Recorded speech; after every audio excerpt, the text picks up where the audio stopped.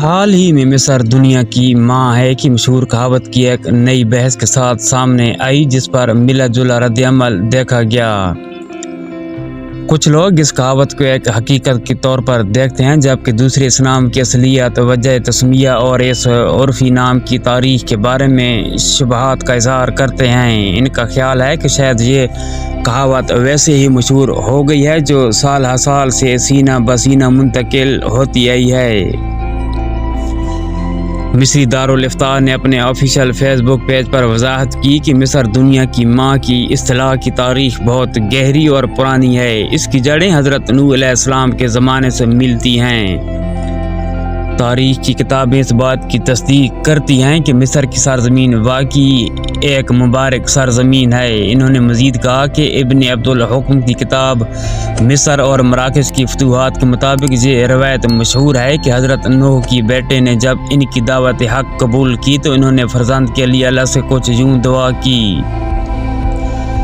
اے ہمارے رب، اس نے میری دعوت قبول کر لی ہے، تو اس کو اور اس کی اولاد کو برکت دے اور اس کو اس مبارک سرزمین میں بسا دے جو دنیا کی ماں ہے، جس میں لوگوں کے لیے راحت سکون ہے، جس کی دریا دنیا کی بہترین دریاؤں میں شامل ہے۔ ان کے لیے اس میں بہترین نعمتیں نازل فرما، اس کے اور اس کی اولاد کے لیے زمین کو مسخر کر دے، ان کے لیے زمین کو عاجز بنا دے اور اس سرزمین پر ان کو تقویت دے۔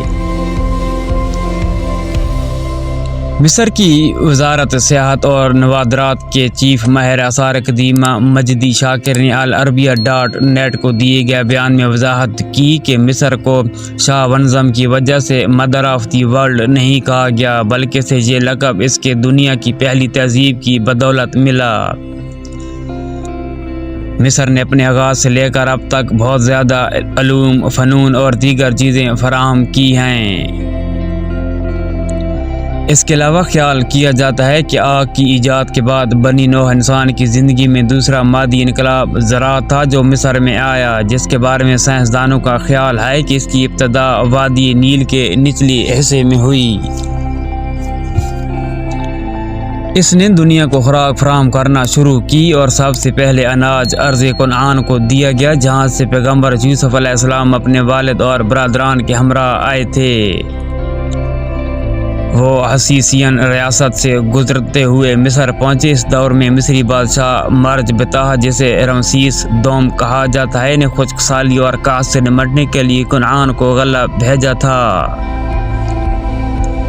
مجد شاکر نے مزید کہا کہ مصر یونانیوں اور رومیوں کے لیے بھی اناج کی ٹوکری کا درجہ رکھتا تھا۔ رومی فلاسفر لوکاس سینیکا نے یہاں تک کہا کہ جب لوگ بندرگاہ کی طرف گئے تو ہمیں معلوم ہوا کہ اناج کے جہاز مصر سے آئے ہیں۔